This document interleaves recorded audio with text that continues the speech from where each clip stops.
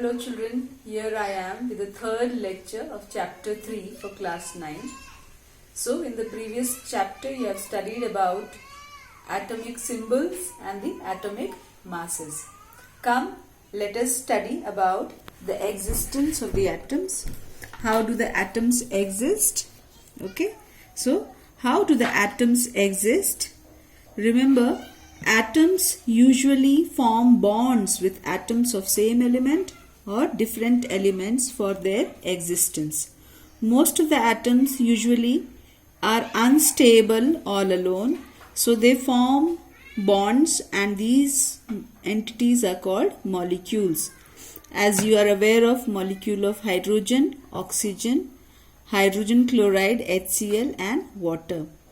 But there are certain atoms like noble gases which are non-reactive or inert, and they can exist all alone.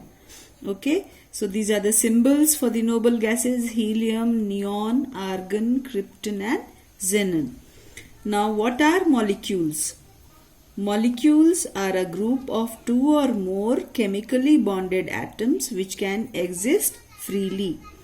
They are held together by a force of attraction which is known as covalent bond. So what holds the molecules together? It is a force of attraction called covalent bond which holds the molecules together.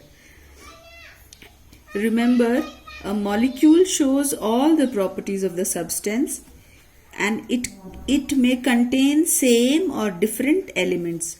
So you know the molecules with same element is, say, hydrogen, and molecules with two different elements is, the example is HCl.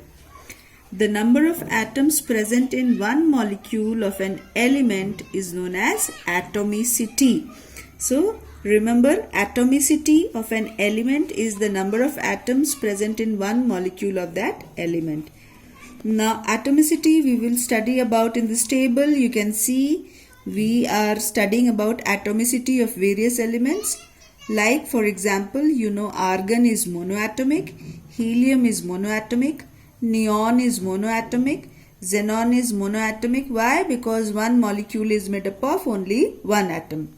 But oxygen is diatomic, nitrogen N2 is diatomic, chlorine Cl2 is diatomic. Why? Because a single molecule is made up of two atoms. Similarly, ozone is triatomic. Why? Because one molecule of ozone has the formula O3 and it is made up of 3 atoms. Phosphorus is tetraatomic because one molecule of phosphorus is made up of 4 atoms. Sulfur is polyatomic because one molecule of sulfur, we are talking about solid sulfur, is made up of 8 atoms. So it is called polyatomic. Now let us see. The above examples are the molecules of elements. Now what about the atomicity of molecules of compound? So suppose we talk about NH3. NH3 is the molecule of compound. The atomicity of NH3 will be 3 plus 1, that is equal to 4. Atomicity for sulfur dioxide will be 1 plus 2, 3. So remember, a molecule of a compound can contain 2 or more than 2 different atoms in it. Okay. Now come, let us study about ions. What are ions? Ions are charged species, and the atoms have subatomic particles like electrons, protons, and neutrons. Electrons are negatively charged, whereas protons are positively charged. Atom is uncharged when the number of protons is equal to the number of neutrons. When this number of proton is greater than the number of electrons, that means when the positive charge is greater than the negative charge, then a positively charged species called cation is formed. So remember it, when the positive charge number or the number of proton is greater than the number of electrons, the cation is formed. And when the number of electrons is greater than the number of protons, as you know, electron is having a negative charge. So when the number of electrons is more than the number of protons, then a negatively charged ion called anion is formed. Okay, so ions are of two types, cations and anions. Cations are electron deficient. The number of electrons is less in cation, and anions are electron rich because the number of electron is more. So electron deficient and electron rich is the term that we will be using now. Now a group of atoms carrying a charge is known as polyatomic ion. For example, suppose I talk about this, you can see this is an example of polyatomic ion. Okay, so this is a group of atoms having a common charge. Now how do we write down a chemical formula? Chemical formula writing. So for writing a chemical formula is a symbolic representation of types and exact number of various atoms present in a molecule. So what information does the chemical formula give us? Chemical formula tells us about the exact number of the various atoms which are present in the molecule. For example, MgCl tells that one atom of magnesium is having 2 atoms of chlorine. Similarly, AlOH whole thrice tells that 1 atom of aluminum is present there and 3 atoms of 3 into 1. That means how many atoms of 3 into 1? That means 3 atoms of oxygen and 3 into 1. 3 atoms of hydrogens are present there. So total number of atoms in aluminum hydroxide is, you can see 1 plus 1 2, 2 into 3 is 6 and 1 7 atoms are present there. So let me write it over here as well. There are 7 atoms. Similarly, if you look at copper sulfate dot 5H2O. So this dot 5H2 means this dot is not multiplication here. It shows that 5 molecules of water of crystallization is over here. So this shows that 1 atom of copper, 1 atom of sulfur, 4 atoms of oxygen and 5 into 2, that is 10 atoms of hydrogen and again 5 atoms of oxygen are there, and in total there are 21 atoms present in this entire molecule. So we have to also learn about writing of a chemical formula. How do we write down the chemical formula? In order to know formula writing, we should know what is the valency. Now what is this term valency? Valency is the combining capacity of an atom with respect to hydrogen atom. Okay, and hydrogen is taken as the standard over here. Fine. So remember, valency is the combining capacity of an atom with respect to hydrogen atom. For example, if I say H2O, that means 2 atoms of hydrogen is combining with 1 atom of oxygen.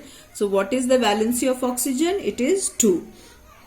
Or let me write, it is HCl. So 1 atom of hydrogen combining with 1 atom of chlorine. So what is the valency of chlorine? It is 1. NH3. 3 atoms of hydrogen is combining with nitrogen. So what is the valency of nitrogen? 3. Here it is 1, this is 2, this is 3 and so on. CH4. How many atoms of hydrogen is combining with carbon? 4. So valency of carbon is 4. Okay, so this is how we can calculate the valency. Okay, now come, let us see what are the rules for writing the formula. In a binary compound, means in a compound which is made up of only 2 atoms, the symbols of the elements are written side by side. We write down the symbols side by side. Okay, then their respective valencies are written above their symbols. Now, in the second step, the exchange of valencies in a crossover method is done. And finally, if possible, we should reduce the valencies to the lowest number in order to get the formula. Okay, and in compounds of polyatomic compounds, which are made up of many elements, polyatomic ions, the ions are enclosed in bracket before writing the crossover valencies. Now we'll practice the rules one by one, so don't worry. I will explain it to you all very well. Before going to the rules, writing of the formula, you should be thorough with this table of valencies where you can see names and the symbols of various ions are given. So here you can see which are the atoms, which are the ions which have the valency as 1.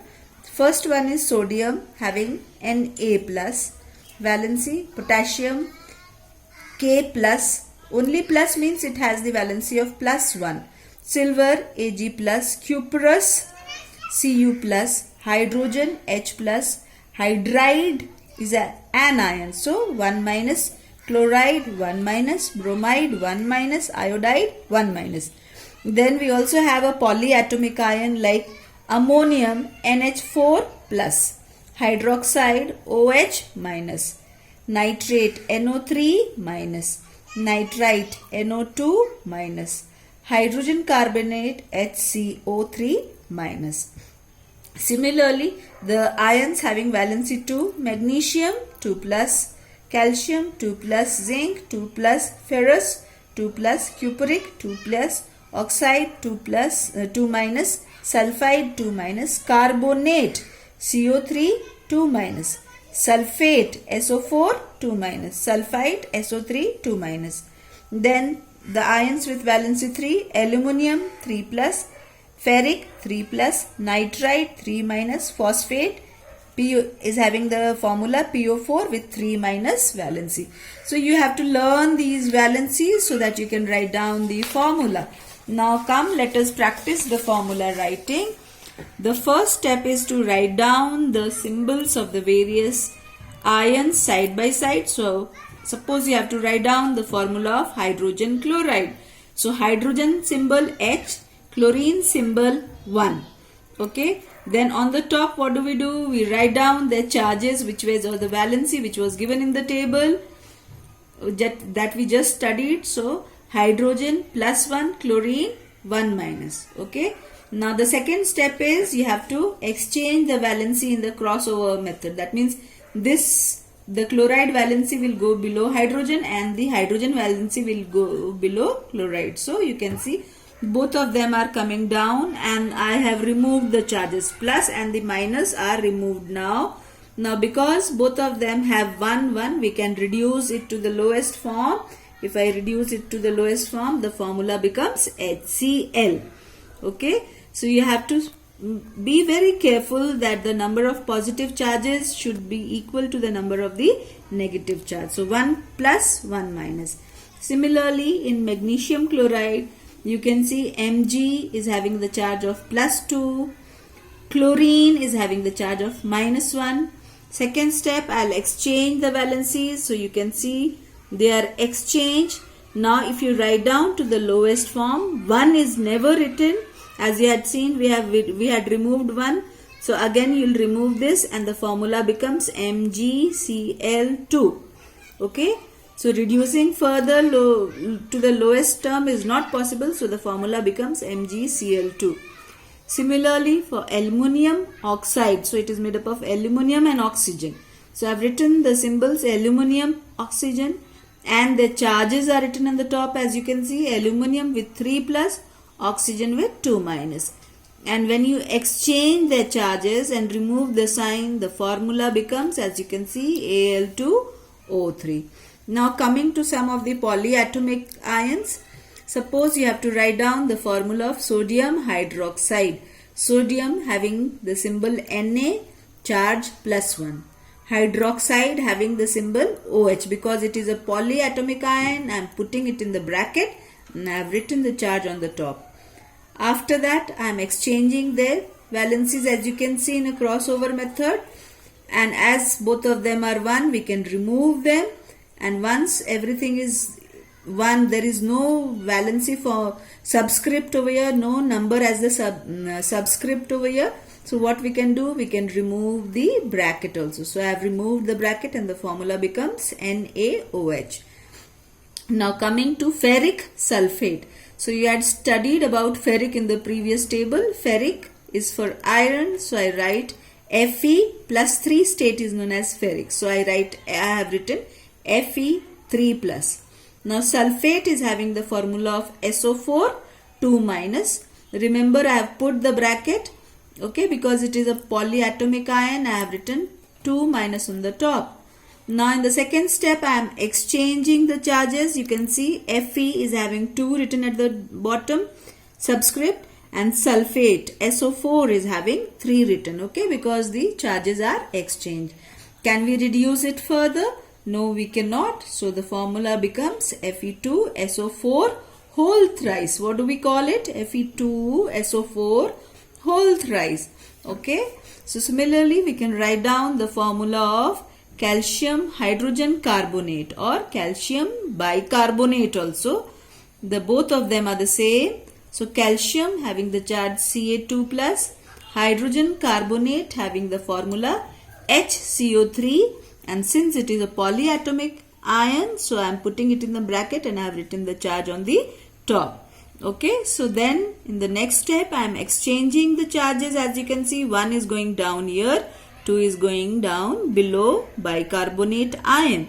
Now since it is a polyatomic ion and below this bicarbonate ion there is a numeral, there is a numerical value, so we cannot remove this bracket now. So the formula becomes CaHCO3 whole twice. So this is how we can write down the chemical formula of the various compounds. This is how we have studied writing down the formula of various compounds. Now children, remember, you will become efficient in writing down the formulas of the various compounds only when you learn the charges and the formulas of the various cations and the anions mentioned in the previous table, and you keep on practicing it. So with this I come to the end of the second lecture. I'll be meeting soon with the third lecture, in which we'll study about the molecular mass, gram molecular mass, mole concept, etc. etc.